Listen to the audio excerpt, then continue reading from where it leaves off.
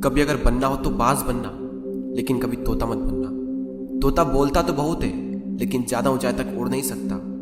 बाज बोलता बहुत कम है, लेकिन सबसे ऊंचाई पर उड़ता है, और बाकी पंछियों का राजा होता है एक बाज। आज मैं आपको 5 ऐसे पॉइंट्स बताऊंगा जो कि हर इंसान को बाज से सीखना चाहिए, और लाइफ की बहुत बड़ी लर्निंग है इन 5 पॉइंट्स में। पहला लेसन, ईगल फ्लाई अलोन। बाज अकेले उड़ता है और बाकी पंछियों के मुकाबले सबसे ऊंचाई पर उड़ता है।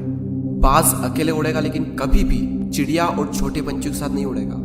बाज हमेशा या तो बाज के साथ उड़ता है या फिर अकेला उड़ता है, और इससे हमें यह सीख मिलती है कि छोटी सोच वाले बाज अकेले उड़ेगा, लेकिन कभी भी चिड़िया और छोटे पंछियों के साथ नहीं उड़ेगा। बाज हमेशा या तो बाज के साथ उड़ता है या फिर अकेला उड़ता है, और इससे हमें यह सीख मिलती है कि छोटी सोच वाले लोगों से हमेशा दूर रहें और अकेले रहो, क्योंकि यही वो समय है जब खुद को जानने का असली मौका मिलता है। दूसरा लेसन, बाज का विजन बहुत ज्यादा क्लियर होता है और बहुत ज्यादा स्ट्रॉन्ग होता है। बाज अपने शिकार को 5 किलोमीटर दूर से ही देख लेता है, और जब एक बार उसे अपना लक्ष्य दिख जाता है तो उसके बाद चाहे रास्ते में कितनी भी मुश्किलें क्यों ना आए, वो अपने लक्ष्य को हासिल करके ही दम लेता है। इससे भी एक बहुत बड़ी सीख मिलती है कि अपना विजन क्लियर रखो, और उसे हासिल करने में फिर चाहे कितनी भी मुश्किलें क्यों ना आए, पीछे मत हटो उस बाज की तरफ। तीसरा लेसन, बाज कभी भी मरे हुए जानवरों को नहीं खाता, वो हमेशा जिंदा शिकार करता है, और इससे हमें यह सीख मिलती है कि जो हमारा पास्ट है वो मर चुका है, तो अपने उन मरे हुए सड़े हुए थॉट्स पर ध्यान मत दो और अपनी आने वाली ताजी फ्रेश जिंदगी पर ध्यान लगाओ। अपने पास्ट की पुरानी यादें जो तुम्हें तंग करती है उन्हें वहीं रहने दो जहां पर उसकी जगह है, और तुम्हारे पास्ट की जगह है तुम्हारे पास्ट में, उसे वर्तमान में जगह मत दो।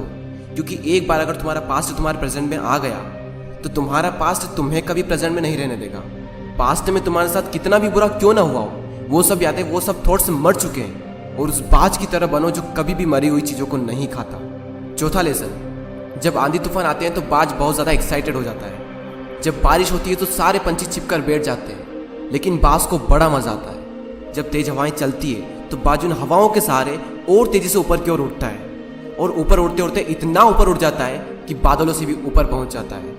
और इससे भी एक बहुत बड़ी सीख मिलती है कि मुसीबत में मजा ढूंढो।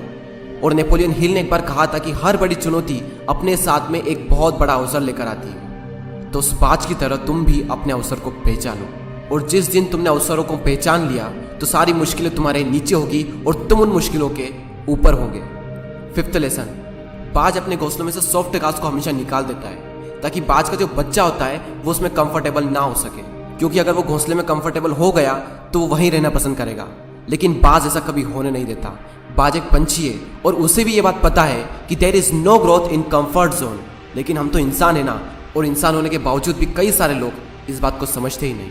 आप जितना ज़्यादा कंफर्ट जोन में रहोगे, आपकी लाइफ आने वाले टाइम में उतनी ही ज़्यादा अनकंफर्टेबल हो जाएगी।